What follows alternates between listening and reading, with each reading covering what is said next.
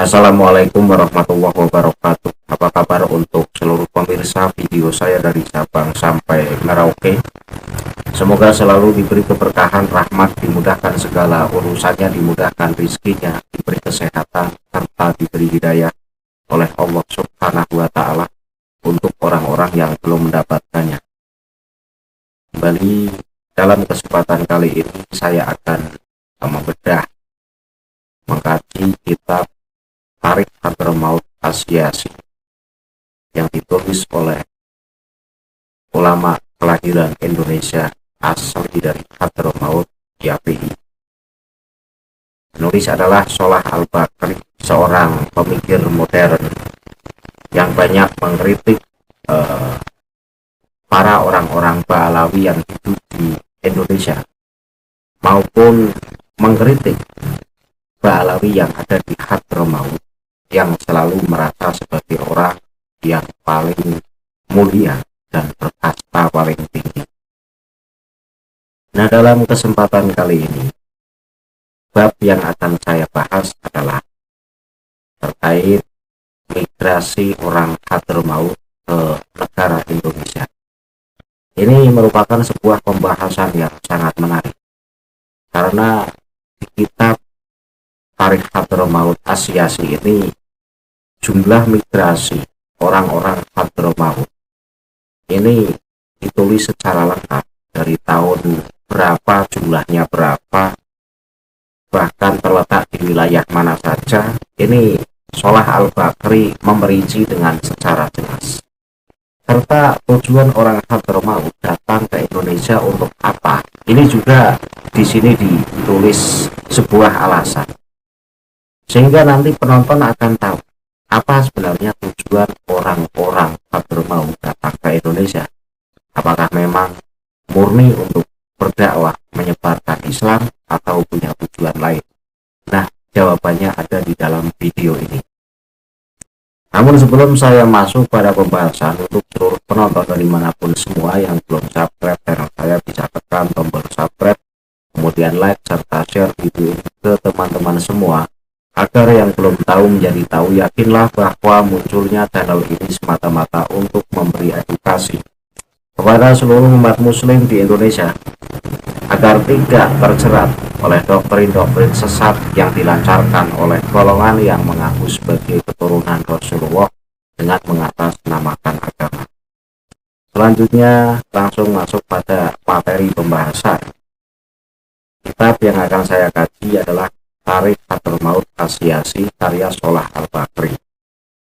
Fokus di halaman 240 hingga 243. Ini terlalu panjang kalau saya baca teks Arabnya, kemudian saya jelaskan, saya terjemahkan, ini akan memakan banyak waktu.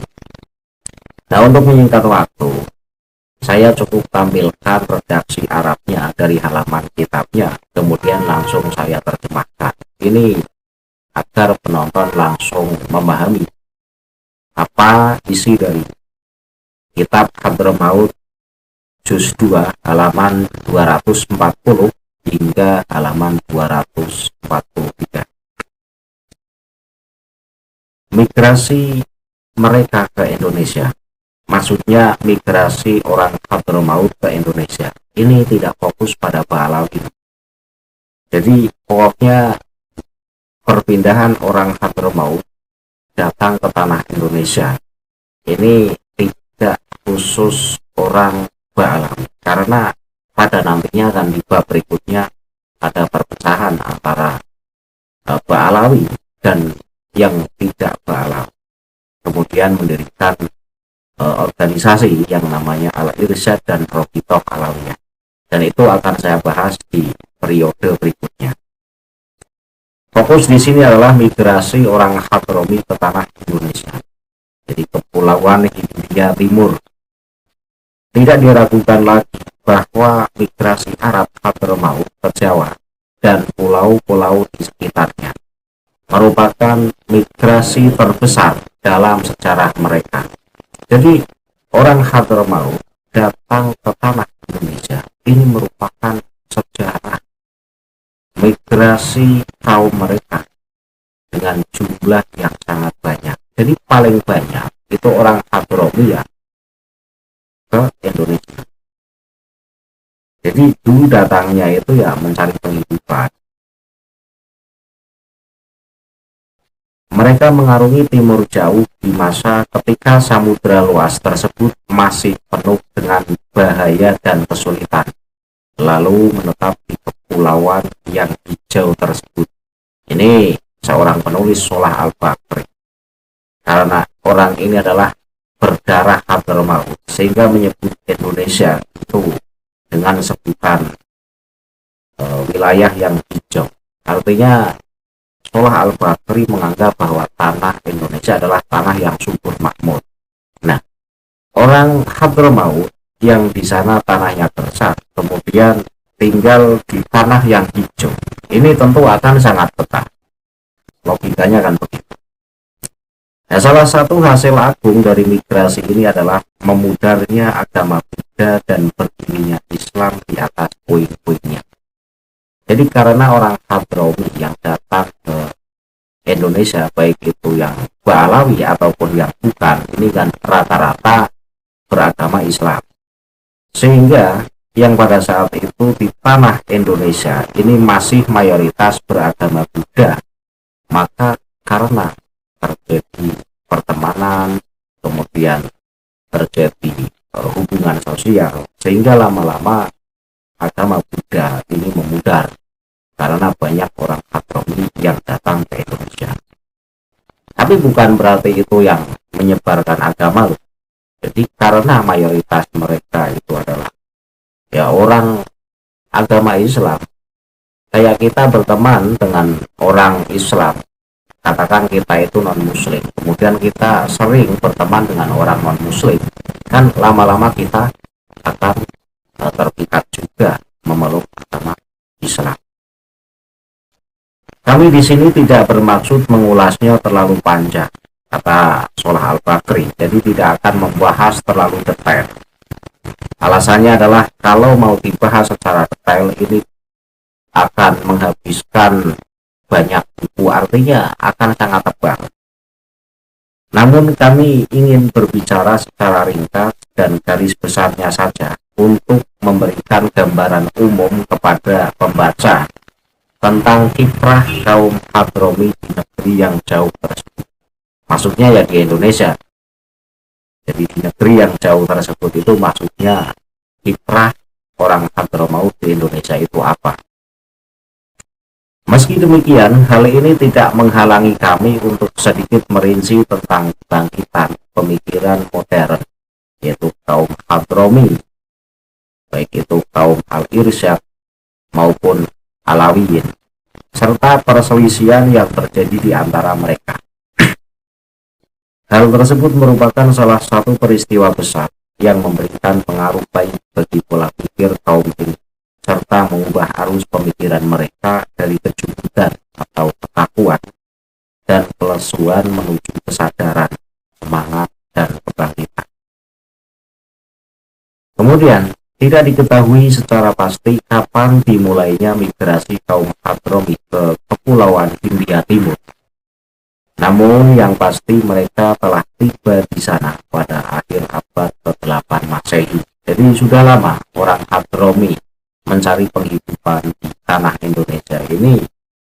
Abad 8 akhir Masehi ini sudah berkeliaran di tanah Indonesia. Nah, kesimpulannya, dengan demikian mereka mendahului bangsa Portugis yang merupakan pendahulu bangsa Belanda di wilayah ini.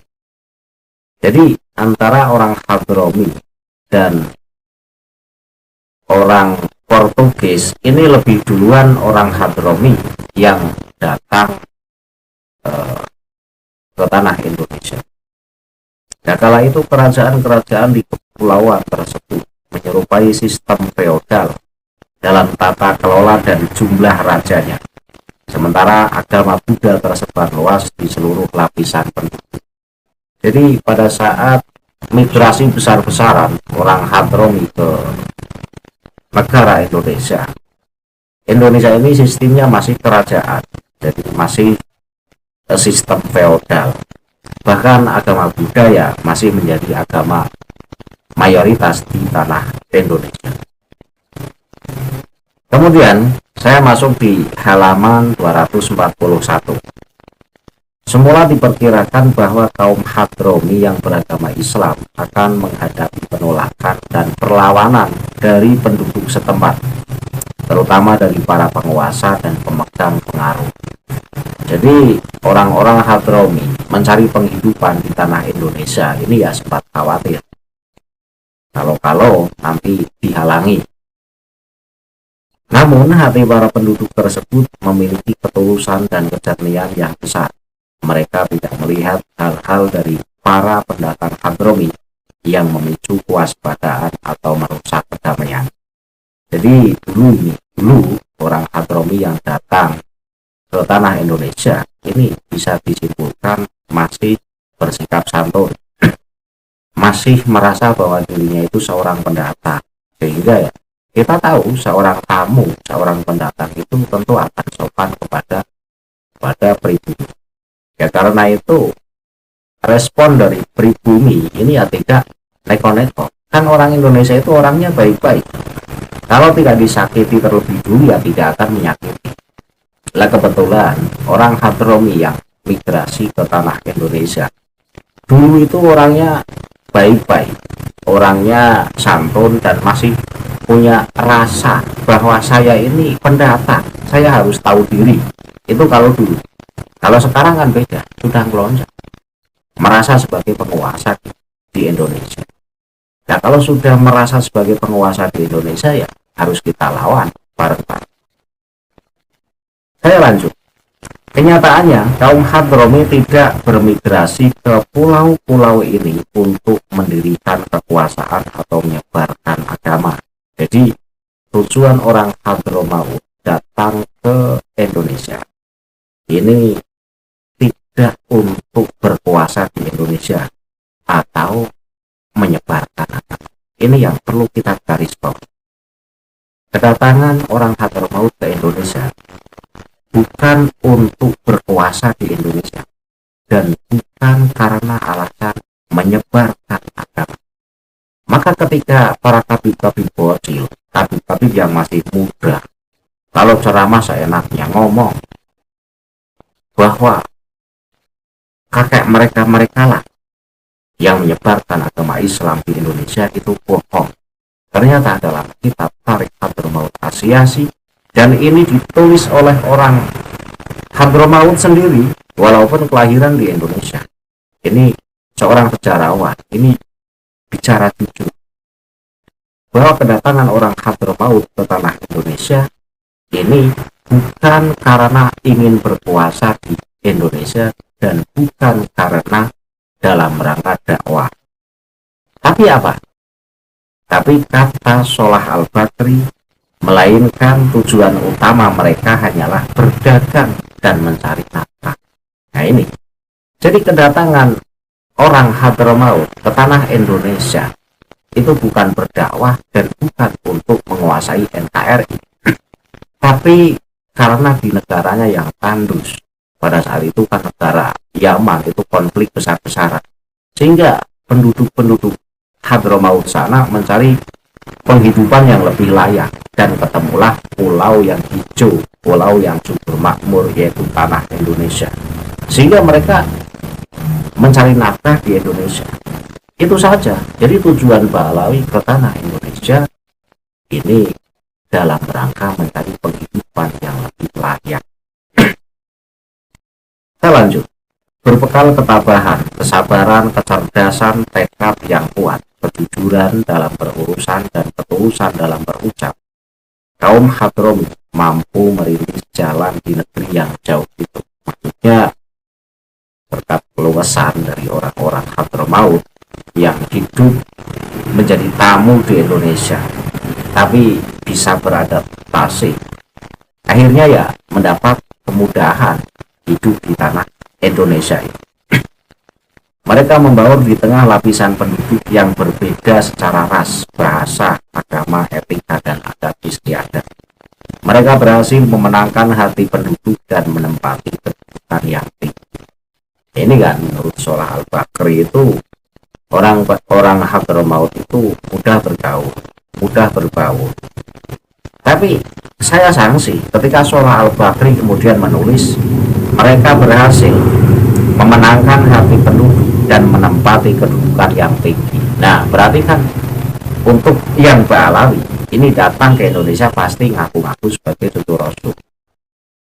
Kalau tanpa sebab kemudian mendapat posisi tertinggi, seorang tamu kemudian mendapat kedudukan yang tinggi di negara yang seharusnya itu seorang tamu tahu diri, kok kemudian tamu malah memiliki kedudukan yang tinggi, ya pasti datangnya membawa yang berbeda. Saya cucu Rasul, itu sudah pasti.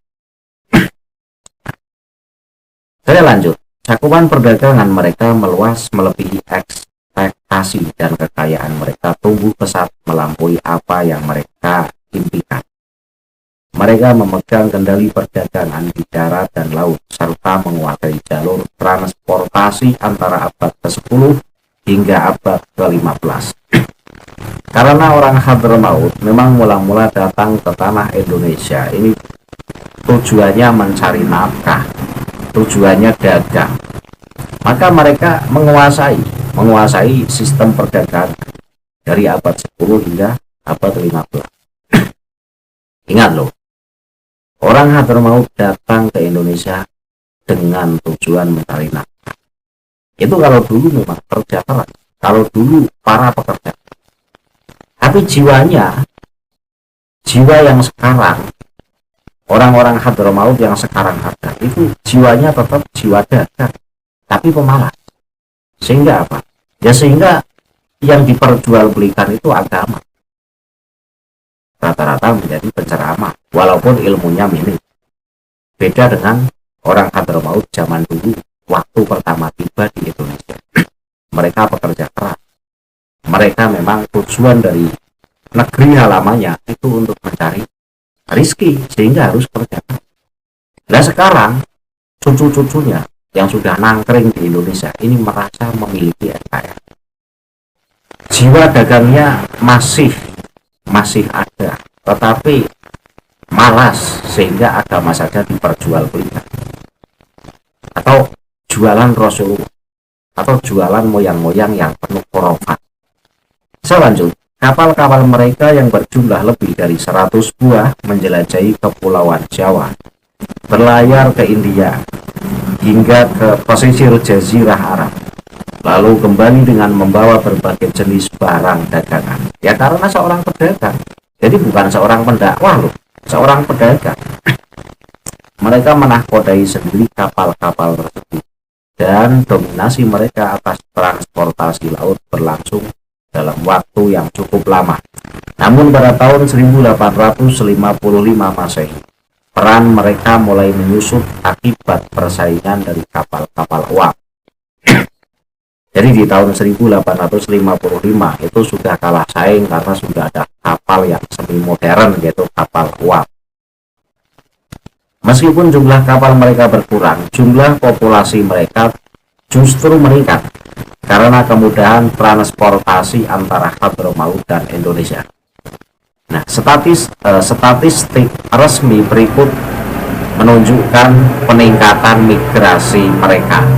Jadi orang Hadramaut ini ada banyak sekali yang datang mencari penghidupan di Indonesia. Dan Sholah Al-Bakri menulis secara detail, diperinci. Jadi pada tahun 1859 ini terdapat 4.992 orang Hadramaut yang datang di wilayah Jawa dan Madura. Nah, data untuk pulau-pulau lain dan jumlah total tidak tertera. Artinya untuk yang datang di wilayah Jawa dan Madura saja ini yang bisa ditulis oleh Sholah Al-Bakri itu ada 4.992 di tahun 1859.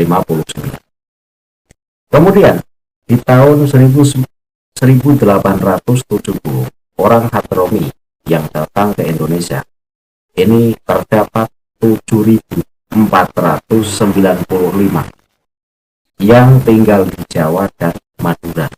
Dan untuk pulau-pulau lain ini tidak bisa dirangkum oleh Solah Al-Bakri. Berarti kan lebih banyak dari ini, cuma yang di wilayah-wilayah lain ini tidak bisa dirangkum. Kemudian di tahun 1885 terdapat 10.888 orang Hadromi yang tinggal atau yang datang di Jawa dan Madura. Dan untuk pulau-pulau lain ini tidak bisa ditulis oleh Solah Al-Bakri karena tidak bisa memastikan jumlahnya berapa. Kemudian di tahun 1905 terdapat 19.148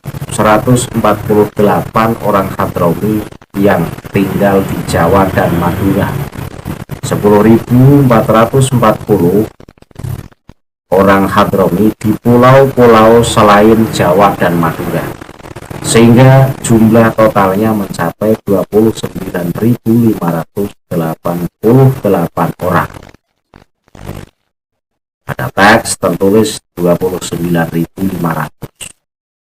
Kemudian pada tahun 1920 terdapat 27.806 orang Hadromi di Jawa dan Madura, dan 17.115 orang di pulau-pulau lainnya, dengan jumlah total keseluruhan mencapai 44.921 orang. Jadi di tahun 1920 ini orang Hadramaut tinggal di Indonesia ini totalnya ada 44.921. Ini yang bisa dirangkum oleh Solah Al-Bakri. Nah, tentu jumlahnya akan lebih banyak dari ini, cuma yang tinggal di wilayah-wilayah lain ini tidak bisa terdata. Kan banyak banget, berarti di sana itu negaranya gersang, untuk mencari penghidupan di Hadramaut kan susah, sehingga ketika mendapat rumput hijau di tanah Indonesia, ya berbondong-bondong datang ke Indonesia untuk mengais rezeki di sini. Kemudian masuk di halaman 242. Pemerintah Belanda sempat bersikap sangat ketat dalam menerapkan undang-undang imigrasi terhadap mereka. Mereka dibatasi di wilayah-wilayah khusus dan tidak diizinkan bepergian dari satu kota ke kota lain tanpa izin khusus yang sangat sulit didapat. Tekanan dan pengetatan ini berlangsung selama bertahun-tahun, karena dulu Indonesia itu masih negara jajahan. Berarti waktu itu kan yang berkuasa Belanda, yang ngatur undang-undang ya Belanda, sehingga itu diperketat, sehingga dibatasi lah orang-orang Hadramaut yang datang ke Indonesia itu tidak bisa bebas, bahkan tidak boleh pindah dari kota satu ke kota yang lain. Jadi ketatan ini berlangsung selama bertahun-tahun. Kemudian pada tahun 1916 pemerintah Belanda mulai agak melunak, dan pada tahun 1919 pembatasan tersebut dicabut sepenuhnya. Mereka pun dibebaskan untuk bepergian dari satu kota ke kota lain dan dari satu pulau ke pulau lain tanpa menghadapi kesulitan atau rintangan. Ini sampai kemudian orang Hadromi ini dibebaskan oleh Belanda di tanah Indonesia. Ya, ini tidak lepas dari Mbah Usman bin Yahya. Artinya karena Mufti Batavia itu bersekongkol dengan Belanda, ya tentu orang-orang Hadromi yang ada di Indonesia pun ya mendapat kebebasan dari Belanda. Dan ini akan saya bahas nanti di episode berikutnya. Kemudian saya lanjut. Setelah kita tahu bahwa tujuan orang Hadramaut datang ke Indonesia untuk mencari rezeki, bukan untuk berdakwah. Sekarang kita akan membahas terkait kondisi pendidikan orang Hadramaut yang ada di Indonesia. Kondisi pendidikan mereka Mereka tidak memiliki organisasi atau perkumpulan yang berarti sebelum tahun 1900 Masehi, dan tidak ada sekolah kecuali tempat belajar tradisional kecil yang jumlahnya sedikit. Tempat-tempat itu hanya mengajarkan baca tulis, membaca Al-Quran, dan sebagian kecil ilmu fikih. Adapun bahasa Arab maka tidak diajarkan. Jadi orang Hadramaut yang sudah ada di Indonesia ini tidak mengajarkan bahasa Arab. Oleh karena itu, semua keturunan Arab yang lahir di Indonesia sama sekali tidak mengetahui bahasa mereka sendiri. Ini kata Sholah Al-Bakri. Jadi orang Arab, orang Hadramaut yang sudah tinggal di Indonesia dan sudah beranak pinak, itu keturunan-keturunannya itu tidak bisa bahasa Arab karena orang tuanya ini tidak memberi perhatian khusus terkait pendidikan mereka. Karena apa? Ya karena kedatangan mereka ke tanah Indonesia bukan untuk berdakwah, tetapi untuk mencari rezeki. Ya. Oleh karena itu, semua keturunan Arab yang lahir di Indonesia sama sekali tidak mengetahui bahasa mereka sendiri, kecuali bagi segelintir orang yang beruntung dapat mengunjungi tanah air mereka di Hadramaut, kecuali anak dari orang Hadramaut yang kemudian menimba ilmu pergi ke Hadramaut, lah itu baru mendapat pendidikan, tapi itu hanya sebagian kecil, sangat sedikit. Kita harus bisa berpikir secara waras. Kalau memang kedatangan orang Hadramaut ke tanah Indonesia untuk berdakwah, tentu keturunan-keturunannya sendiri ini mendapat perhatian soal pendidikan. Nyatanya, Sholah Al-Bakri mengulas bahwa anak-anak keturunan dari orang Hadramaut yang sudah hidup di Indonesia ini soal pendidikan tidak mendapat perhatian dari orang tuanya. Ya berarti kan seorang pedagang, bukan seorang yang berdakwah. Kemudian pembelajaran materi-materi tersebut hanya terbatas bagi laki-laki saja dan tidak bagi perempuan. Jadi yang boleh mendapatkan hak belajar sekedar membaca dan menulis ini khusus anak-anak laki-laki saja. Untuk perempuan ini tidak diperbolehkan karena mereka melarang pendidikan bagi anak perempuan hingga tahun 1915 Masehi. Minat terhadap pembelajaran tradisional tersebut juga sangat minim. Artinya ada tempat-tempat pendidikan kecil kayak surau-surau lah, zaman dulu bangunan kecil kayak surau yang dibuat untuk tempat pendidikan, tetapi minat anak-anak orang Hadramaut untuk belajar itu minim. Nah, berarti kan orang tuanya tidak memperhatikan akan pendidikan anaknya. Apa pantas orang tua yang anaknya sendiri saja tidak mendapat perhatian soal pendidikan kemudian digembar-gemborkan sebagai seorang pendakwah, seorang yang menyebarkan Islam di Indonesia? Rasanya tidak pas. Kemudian Sholah Al-Bakri melanjutkan, sehingga anak-anak dari orang-orang Hadramaut yang sudah ada di Indonesia ini buta huruf, tersebar luas secara masif. Artinya orang Hadramaut yang kemudian sudah menetap di Indonesia, sudah beranak pinak di Indonesia, ini keturunan-keturunannya itu banyak sekali yang buta huruf, minim sekali yang mengenyam pendidikan. Kemudian ada individu-individu yang meraup kekayaan besar dari perdagangan mereka, padahal mereka buta huruf, tidak bisa membaca maupun menulis. Jadi orang-orang Hadramaut itu walaupun bodoh-bodoh, kata Sholah Al-Bakri, tetapi soal dagang ini nomor satu, pinter, mendapat kekayaan besar. Dari tulisan Sholah Al-Bakri ini saya agak ketawa. Jadi mereka itu kan berarti basicnya basic pedagang. Seorang basic pedagang apa saja kan bisa diperjualbelikan, ya termasuk agama. Ya kita bisa lihat kabit-kabit yang ada sekarang ini kan, ngajinya kan, kita bisa menilai lah, kita bisa mengukur orang kalau ceramah itu dongeng-dongeng dan dongeng. Kesimpulannya kan itu ilmu agamanya kan, tetapi menjadi ceramah kondang, tarifnya mahal. Nah itu karena mereka itu rata-rata ilmu dagangnya pinter itu loh.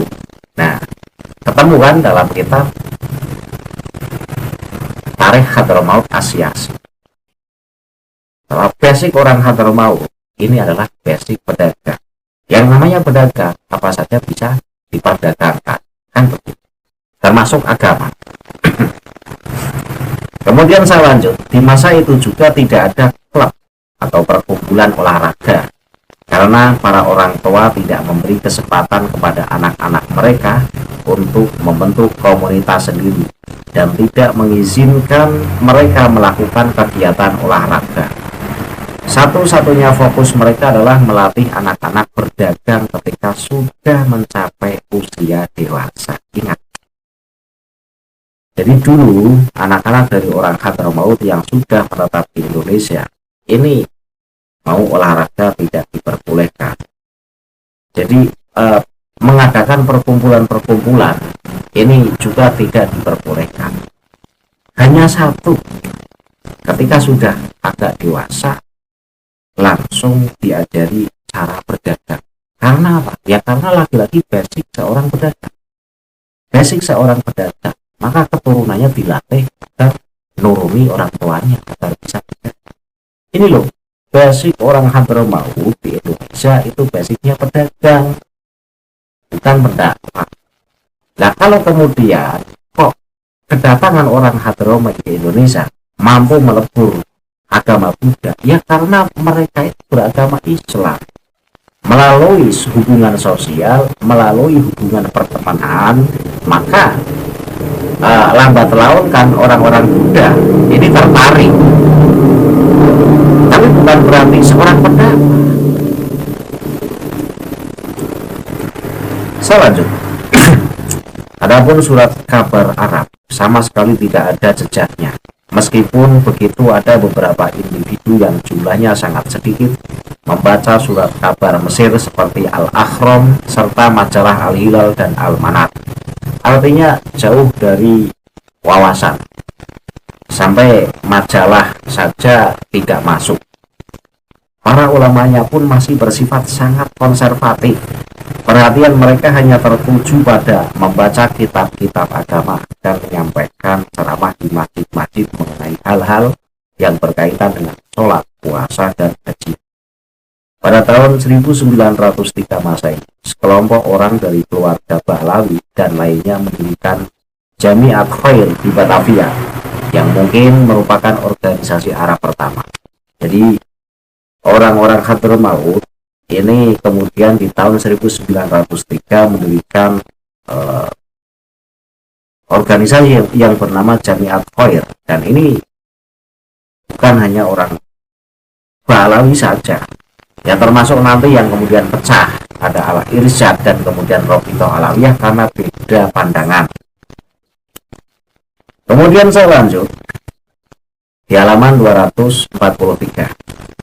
Pada tahun 1905, perkumpulan ini atau Jamiat Khair mendirikan sebuah sekolah yang merupakan sekolah pertama dari jenisnya. Meskipun pendidikan di dalamnya tidak melampaui kemampuan baca tulis, artinya mendirikan pendidikan hanya sekedar mengajarkan membaca dan menulis, serta pelajaran dasar-dasar bahasa Arab dan agama. Pada masa itu, nah di sini, pada masa itu, tahayul tersebar sangat luas, khurafat. Jadi pada saat itu, pada saat Bahlawi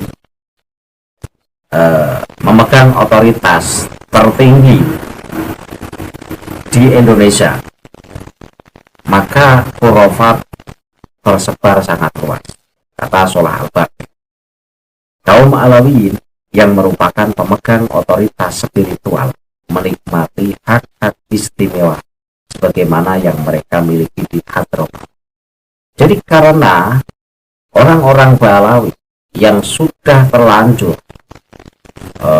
mengaku sebagai keturunan Rasulullah di Hadramaut sana pun mendapat hak istimewa, maka ketika ke Indonesia pun otomatis ngaku sebagai cucu Rasul. Sehingga apa?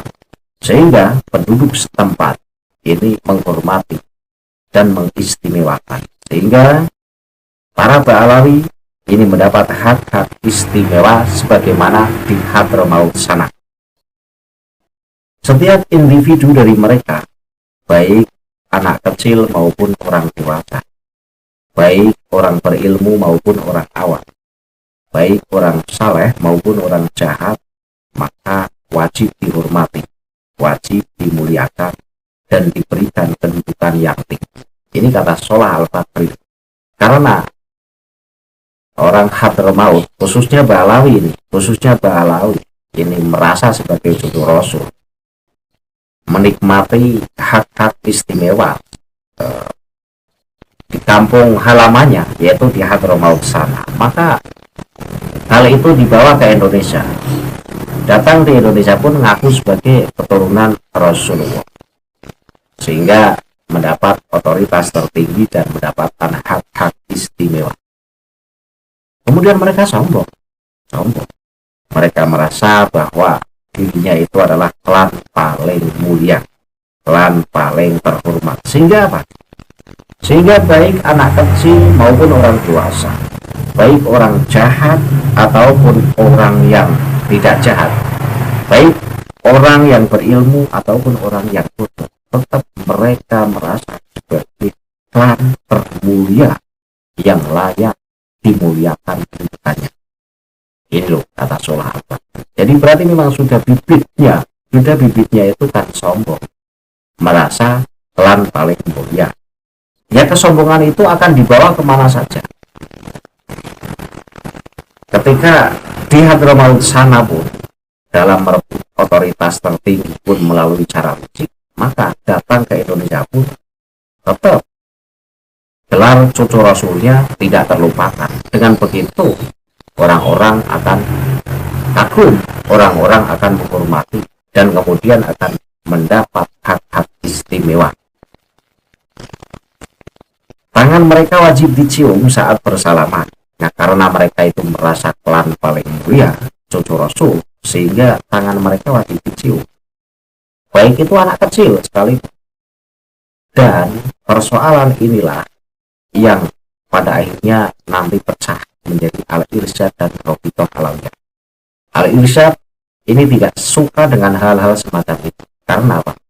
Al-Irsyad itu memandang bahwa manusia levelnya sama, yang membedakan adalah ketakwaan. Dan yang menjadikan masalah semakin ruwet sehingga harus pecah dan menjadi Rabithah Alawiyah dan menjadi Al-Irsyad, ini masalah kafaah terkait pernyataan orang-orang Ba'alawi bahwa syarifahnya atau wanitanya tidak boleh dinikahi oleh selain dari golongannya sendiri. Ini yang menjadikan pecah. Sementara menurut ulama-ulama yang tergabung dalam Al-Irsyad, ini boleh dan sah. Bahkan pemimpin dari majalah Al-Manar, Rosyid Ridho, ketika dimintai fatwa pun mengatakan bahwa sah-sah saja orang Ajam menikahi orang Arab menikahi orang Ajam. Tidak ada perbedaan. Dan itu sesuai dengan sabda Rasulullah. Bahkan sudah dicontohkan dengan Rasulullah. Rasulullah menikahkan budak dengan yang tidak budak. Saya lanjut. Dan pada namanya harus ditambahkan gelar sayyid atau habib. Jadi ini ngelonjak sudah dari sononya. Jadi sudah dari awalnya itu sudah ngelonjak. Memang harus dipanggil sayyid atau habib. Kemarin dalam bab yang lain pun ini disinggung sama penulis kitab ini. Tetapi di halaman 243 yang soal ini disinggung lagi terkait kesombongan Ba'alawi yang harus dipanggil sayyid atau habib. Bahkan sebagian jenazah mereka diberikan persembahan atau sesajen dan nadar untuk menolak bala. mendatangkan rezeki dan memperpanjang umur, serta berbagai tahayul atau berbagai khurafat dan kebatilan lainnya yang dibenci oleh akal sehat dan agama, serta berlepas diri darinya Allah dan Rasulnya. Kaum Alawiyin juga mengharamkan pernikahan anak perempuan mereka dengan orang selain kalangan mereka. Jadi kalau kita pikir menyebarnya khurafat-khurafat yang ada di Indonesia ini ya bibitnya dari Ba'alawi. Ya terbukti bahwa kemunculan Ba'alawi di Indonesia pada saat itu juga khurafat menyebar, kata Sholah Al-Bakri. Bahkan jenazah-jenazah mereka itu biasa dikasih sesajen, kemudian dimintai berkah. Katanya bisa mendatangkan rezeki, bisa menolak bala, dan lain sebagainya. Maka ketika kita kemudian melihat fenomena ada khol Habib Anu, ada khol Habib Anu, masing-masing wilayah lagi-lagi khol, dan di situ diklaim sebagai wali, kalau nggak wali ya wali foto. Jadi semuanya wali, karena memang sudah dari sononya, sudah dari bibit-bibitnya pun sudah terbiasa meminta berkah kepada orang yang sudah mati. Kita lanjut. Orang-orang Ba'alawi ini juga mengharamkan ketika wanitanya ini dinikahi oleh selain dari golongannya. Dan karena masalah ini lalu terjadilah di Singapura pada tahun 1905 seorang pria India menikahi seorang wanita Alawiyah. Jadi di Singapura itu ada orang India menikahi perempuan dari golongan Ba'alawi. Nah, hal ini memicu kegembaran luar biasa di tengah masyarakat Hadramaut. Kaum Alawiyin sangat marah dan bergejolak hebat. Salah seorang warga Hadramaut di Singapura kemudian meminta fatwa kepada Yang Mulia Al-Alama Syekh Muhammad Rasyid Ridho, pemimpin majalah Al-Manar, mengenai keabsahan pernikahan tersebut. Beliau pun mengeluarkan fatwa yang menyatakan pernikahan tersebut sah, yang dimuat dalam bagian 6 jilid 8 majalah Al-Manar yang terbit pada 16 Rabiul Awal 1323 Hijriah bertepatan dengan 21 Mei 1905 Masehi. Jadi orang-orang Alawi ini marah ketika wanitanya dinikahi oleh orang luar atau orang yang bukan dari klannya. Nah, suatu ketika ada kejadian di Singapura, perempuan Alawi dari Pah katanya dinikahi oleh orang India. Ini menjadikan kemarahan yang menyeluruh. Jadi seluruh orang-orang Ba'alawi marah, tidak terima. Nah, kemudian ketidakterimaan itu mencari kepastian, mencari pembelaan dari pemimpin majalah Al-Manar, Rasyid Ridho. Alih-alih Rasyid Ridho ini akan menghukumi haram, ternyata Rasyid Ridho, seorang pemikir yang modernis, ini justru mengesahkan pernikahan itu. Bahkan pengesahan Rasyid Ridho, pernyataan Rasyid Ridho ini dimuat dalam majalah Al-Manar. Sehingga apa? Sehingga fatwa Rasyid Ridho ini justru menimbulkan kemarahan yang tak terbendung untuk pihak Ba'alawi. Nah, di sini kan fatwa tersebut menyulut kemarahan kaum Alawi hingga Syekh Umar bin Salim Al-Attas Al-Alawi mengeluarkan fatwa tandingan yang mengharamkan pernikahan wanita Alawiyah dengan pria non-Alawi meskipun wanita tersebut dan walinya telah ridho. Ini menurut Syekh Umar bin Salim Al-Attas Al-Alawi ini tetap haram, nggak boleh. Jadi wanita Ba'alawi itu nggak boleh dinikahi oleh orang ajam atau selain Ba'alawi. Dan ini Syekh Umar bin Salim Al-Attas Al-Alawi ini yang nantinya dilawan oleh Syekh Surkati. Nanti kan di bab berikutnya kan adu argumen ini dengan Syekh Surkati. Ini Syekh Surkati ini ulama. Syekh Surkati punya prinsip bahwa manusia punya derajat yang sama Yang membedakan adalah ketakwaan seseorang, bukan karena nasab. Dan yang membuat jengkel Syekh Surkati adalah bahwa Syekh Umar bin Salim Al-Atos Al-Alawi yang mengharamkan wanitanya dinikahi oleh orang dari luar klannya atau orang yang bukan keturunan Rasulullah katanya. Ini juga mengatakan bahwa orang-orang Ajam ini adalah budak bagi kaum Alawi. Kita ini dianggap budak oleh orang-orang Ba'alawi. Jadi pokoknya selain dari Ba'alawi ini dianggap sebagai budak Ba'alawi, karena Ba'alawi itu merasa sebagai tuan. Dimanapun mereka berada, mereka merasa sebagai Tuhan. Dan kita ini akan dianggap budak. Nah, Muhyiddin dan para kiai yang sampai saat ini masih sam'an wa ta'atan dengan para kabir Ba'alawi, ya dianggap sebagai budak. Nah, kalau saya ya ogah. Saya punya prinsip bahwa manusia itu sama levelnya. Tidak pandang saya keturunan siapa, Anda keturunan siapa. Tetapi potensilah yang membedakan. Karena apa gunanya seseorang punya nasab baik tetapi tidak punya potensi sama sekali, hanya membanggakan nasab saja. Tapi tidak, untuk Ba'alawi ya mereka menganggap bahwa mereka klan paling mulia dan menganggap kita adalah budak-budak mereka. Ini fatwa dari Syekh Umar bin Salim Al-Atos Al-Alawi yang menjadikan Syekh Surkati murka karena menganggap selain dari golongannya dianggap sebagai budak. Kan ngeri. Nah, maka inilah sejarah Ba'alawi. Tamu yang tak tahu diri, awalnya tamu yang dari moyang pertamanya itu santun, kemudian setelah beranak pinak lupa diri. Tamu yang menjadi raja ini akhirnya minta dihormati, minta diciumi tangannya. Kalau saya ogah,